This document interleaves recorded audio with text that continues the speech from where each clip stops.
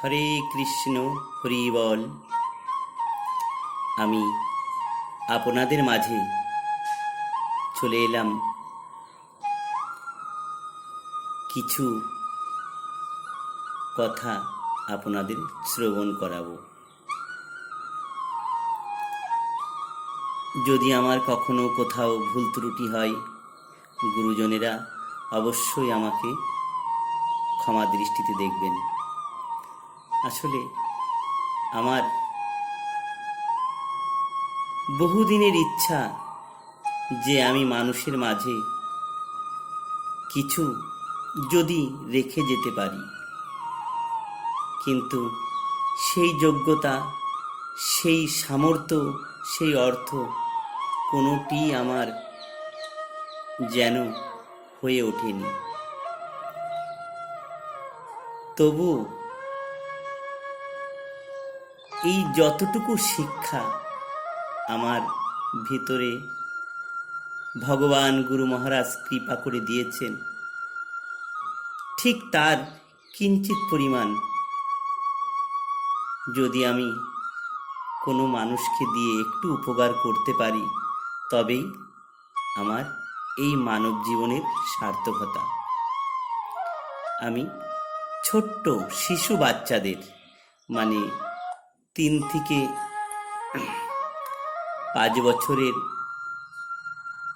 এবং 10 বছরের যে সমস্ত বাচ্চারা আছে, এক কথায় বলতে একদম শিশুর থেকে যে সমস্ত মানুষ গীতা পাঠ শিখতে চায়, তাদেরকে আমি একটু গীতা পাঠ শেখাতে চাই। এবং যে সমস্ত বাবা মারা সন্তানদেরকে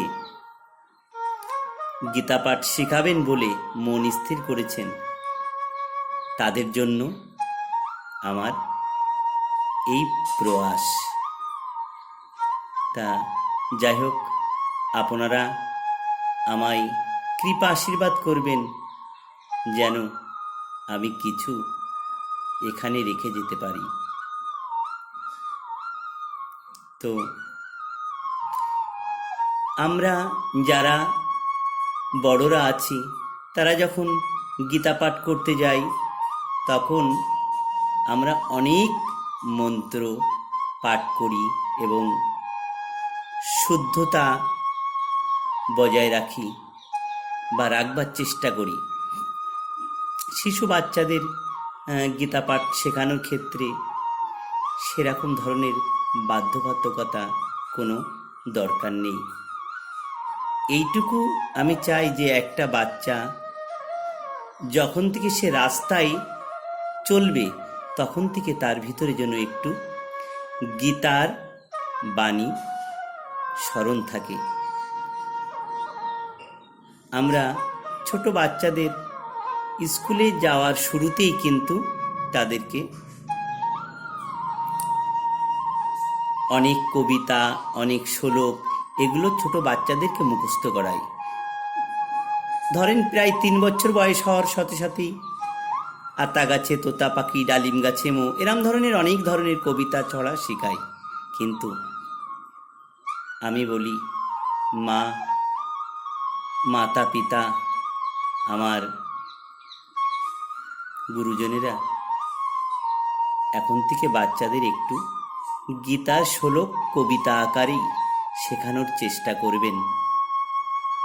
তো যাই হোক, এখন আমি কিভাবে বাচ্চাদেরকে গীতা শেখাবেন সেটা আমি একটু দেখানোর চেষ্টা করি। এটি শ্রীমদ্ ভগবদ গীতা যথাযথ, যেটি গৌড়ীয় মঠ তথা ইস্কন আন্তর্জাতিক কৃষ্ণ ভাবনামৃত সংঘ কৃপাশ্রী মূর্তি শ্রীল অভয় চরণার বৃন্দু ভক্তি বেদান্ত স্বামী প্রভুপাদ রচিত, এবং একটা শ্রীমদ্ ভগবদ গীতা, যেটা ভগবান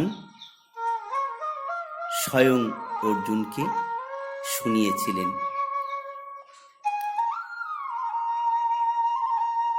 এই বিশ্বে বহু লেখকের গীতা পাওয়া যায়, কিন্তু কৃষ্ণ কৃপাশ্রী শ্রীল অভয়চরণারবিন্দ ভক্তি বেদান্ত স্বামী প্রভুপাদের মতন এত সুন্দর সুস্পষ্ট ভাষা, যা একটা শিশু বাচ্চার থেকে MA BA ডক্টরেট সবার জন্য রুচিসম্মত।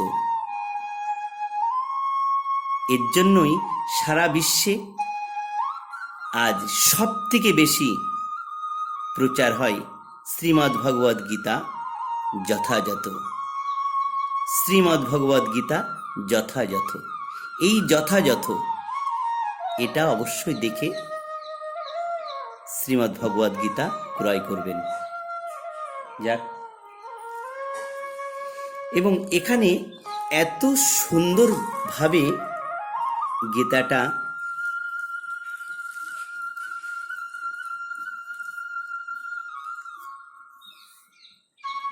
যারা ছাপিয়েছেন তারাও দেখুন কত সুন্দর। তো আমি যে কথা বলছিলাম যে অনেক মন্ত্র শেখা লাগে বড়দের ক্ষেত্রে, ছোট বাচ্চাদের ক্ষেত্রে আমি বলবো আমার জ্ঞানে যে আপনারা অবশ্যই বাচ্চাদেরকে একটি শ্লোক শেখাবেন। সে হলো কি, হরে কৃষ্ণ কৃষ্ণ কৃষ্ণ হরে হরে, হরে রাম রাম রাম হরে হরে। এই মন্ত্র, আর তার আগে একটি মন্ত্র, জয় শ্রীকৃষ্ণ চৈতন্য প্রভু নিত্যানন্দ শ্রী অদ্বৈত গদাধর শ্রীবাসাদি গৌড় ভক্তবৃন্দ। এই মন্ত্র এবং সেই সঙ্গে হরে কৃষ্ণ মহামন্ত্র, এই দুটো মন্ত্র একটা বাচ্চার জন্য যথেষ্ট। এই মন্ত্র পাঠ করে তবে সে গীতা আরম্ভ করবে। দেখুন, আমি একটি করে শ্লোক, যেদিনে আমি গীতা এই অধ্যায় ছাড়ব সেদিন একটি করে শ্লোক আমি শেখানোর জন্য চেষ্টা করব। প্রথম অধ্যায় বিষাদ যোগ। ধৃতরাষ্ট্র উবাচ, ধর্মক্ষেত্রে কুরুক্ষেত্রে সময়িতায়ুৎসব মামকা পাণ্ডবাশ্চৈব কিম অকুর্বত সঞ্জয়। দেখুন, এখানে লেখা আছে ধর্মক্ষেত্রে কুরুক্ষেত্রে সমবেতা যুযুৎসব মামকা পাণ্ডবাশ্চৈব কিম কুর্বত সঞ্জয়। কিন্তু গীতাটা যখন সংস্কৃত উচ্চারণ হয় তখন আমরা এমনভাবেই বলি, ধর্মক্ষেত্রে কুরুক্ষেত্রে সময়তা উৎসব, মানে ইউৎসব, অন্তর্জস্যু কারে অন্তস্থয় রস্যু ইউৎসব মামকা পাণ্ডবাচ্চ এব কিম অকুর্বত সঞ্জয়। দেখুন, এটা বুঝবেন কিভাবে? এরই নিচে এখানে চলে আসুন। দেখুন, এখানে শব্দ অর্থ ভেঙে ভেঙে দেওয়া রয়েছে। ধৃতরাষ্ট্র উবাচ, ধৃতরাষ্ট্র, মহারাজ ধৃতরাষ্ট্র বললেন, ধর্মক্ষেত্রে মানে ধর্মক্ষেত্রে, কুরুক্ষেত্রে মানে কুরুক্ষেত্র নামক স্থানে, সমবেত হয়ে, যুযুৎসব যুদ্ধকামী, মামকা আমার দল, পুত্রেরা, পাণ্ডবা পাণ্ডুর পুত্রেরা, চ মানে এবং, এবা মানে অবশ্যই, কিম মানে কি, অকুর্বত মানে করেছিল, সঞ্জয় মানে হে সঞ্জয়। এবার এটুকির বাংলা বলছে কি, ধৃতরাষ্ট্র বললেন, হে সঞ্জয়, ধর্মক্ষেত্রে কুরুক্ষেত্রে যুদ্ধ করার মানসে সমবেত হয়ে আমার পুত্রেরা এবং পাণ্ডুর পুত্রেরা কি করল।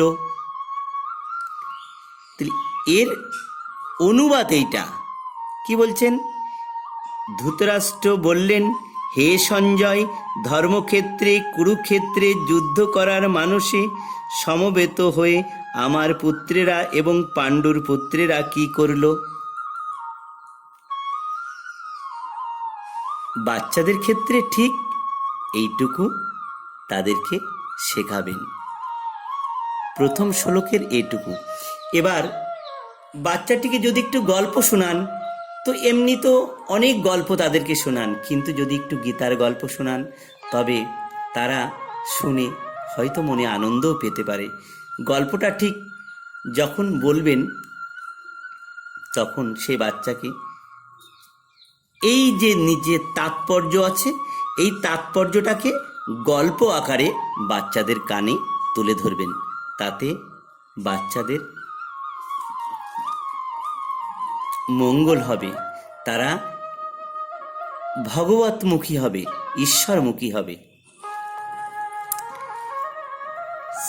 তাৎপর্য, শ্রীমদ্ ভগবদ গীতা বহু গঠিত ভগবত তত্ত্ব বিজ্ঞান, যার সারমর্ম গীতা মাহাত্ম্যে বর্ণিত হয়েছে। সেখানে বলা হয়েছে যে ভগবদ গীতা পাঠ করতে হয় ভগবত তত্ত্বদর্শী কৃষ্ণ ভক্তের তত্ত্বাবধানে, পুঙ্খানুপুঙ্খভাবে বিশ্লেষণ করার মাধ্যমে এবং ব্যক্তিগত উদ্দেশ্য প্রণোদিত ব্যাখ্যাসমূহ বর্জনপূর্বক তা হৃদয়ঙ্গম করার চেষ্টা করা উচিত। যথাযথ হৃদয়ঙ্গমের দৃষ্টিভঙ্গি ভগবদ্গীতাতেই প্রদান করা হয়েছে অর্জুনের মাধ্যমে, যিনি স্বয়ং ভগবানের কাছ থেকে সরাসরিভাবে গীতা শ্রবণ করার পর তা হৃদয়ঙ্গম করেছিলেন। যদি কেউ গুরু পরম্পরার ধারায় উদ্দেশ্য প্রণোদিত ব্যাখ্যা বর্জন করে ভগবদ্গীতা হৃদয়ঙ্গম করার সৌভাগ্য অর্জন করেন, তাহলে তিনি সমগ্র বৈদিক জ্ঞান এবং পৃথিবীর সব রকমের শাস্ত্রসমূহ অধ্যয়নের স্তর অতিক্রম করেন। ভগবদ্গীতা পড়ার সময় আমরা দেখি অন্য সমস্ত শাস্ত্রে যা কিছু আছে তা সবই ভগবদ্গীতায় আছে।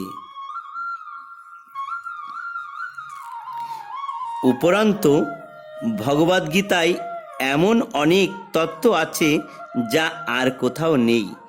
এটাই গীতার বিশেষ মাহাত্ম্য।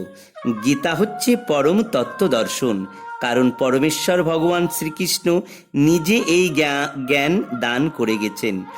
মহাভারতে বর্ণিত ধৃতরাষ্ট্র ও সঞ্জয়ের আলোচনার বিষয়বস্তুটি ভগবদ্গীতার মহৎ তত্ত্ব দর্শনের মূল উপাদান। এখানে আমরা জানতে পারি যে এই মহৎ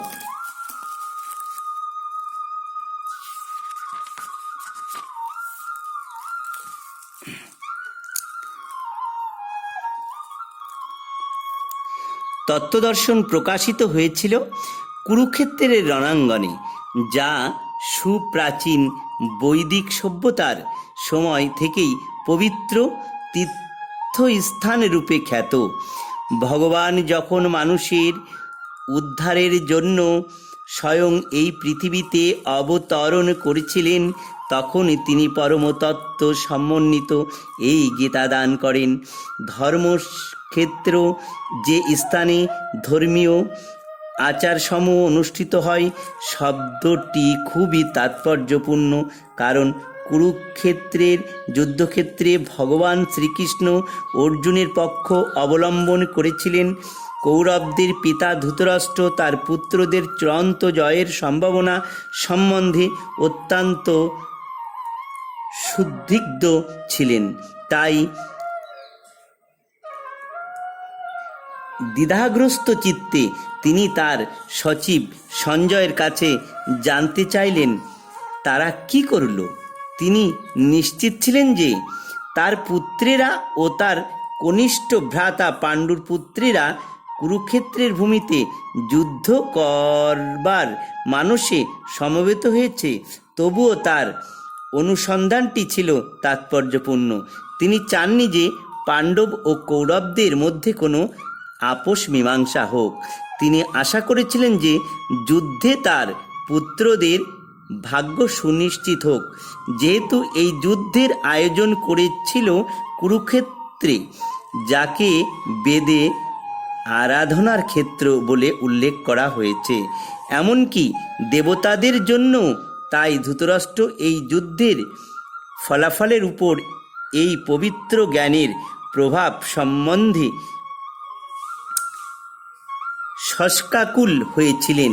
তিনি খুব ভালোভাবে জানতেন যে অর্জুন এবং পাণ্ডুর অন্যান্য পুত্রদের উপর এই পবিত্র স্থানের মঙ্গলময় প্রভাব পড়বে, কারণ তারা সকলেই ছিলেন অত্যন্ত ধর্মপরায়ণ।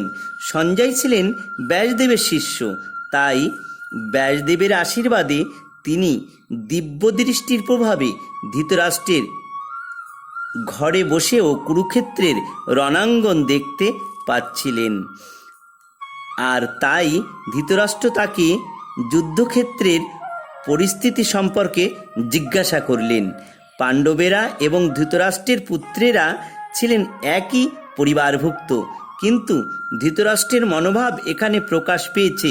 তিনি কেবল তার পুত্রদেরই উদ্দেশ্য প্রণোদিতভাবে কৌরব বলে গণ্য করে পাণ্ডুর পুত্রদের বংশগত উত্তরাধিকার থেকে বঞ্চিত করতে চেয়েছেন।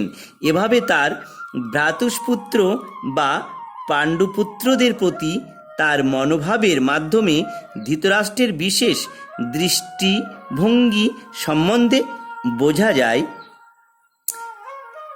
ধান খেতে যেমন আগাছাগুলি তুলে ফেলে দেওয়া হয়, ঠিক তেমনি এই আলোচ্য বিষয়টি শুরু থেকেই এটি আশা করা যায় যে কুরুক্ষেত্রের ধর্মক্ষেত্রে, যেখানে ধর্মের জনক শ্রীকৃষ্ণ স্বয়ং উপস্থিতি রয়েছেন, আগাছার মতোই ধৃতরাষ্ট্রের পুত্র ও তাদের অনুগামীদের উপড়ে ফেলা হবে এবং ভগবানের ইচ্ছাক্রমে ধার্মিক যুধিষ্ঠিরের নেতৃত্বে ধর্মপরায়ণ মহাত্মগণের পুণ্য প্রতিষ্ঠা হবে। ঐতিহাসিক এবং বৈদিক গুরুত্ব ছাড়াও ধর্মক্ষেত্রে ও কুরুক্ষেত্রে শব্দ দুটির এই হলো তাৎপর্য। তো হরে কৃষ্ণ, হরিবল। অবশ্যই কেমন লাগলো জানাবেন। আমার এই বাচ্চাদের গীতা পাঠ শেখানো, আশা করি আগামী দিন থেকে আমি এত কথা আর বলবো না, শুধুমাত্র শ্লোক আর তার তাৎপর্য এটুকুই বলবো। হরে কৃষ্ণ, হরিবল। নমস্কার, সবার চরণে দণ্ডবত প্রণাম।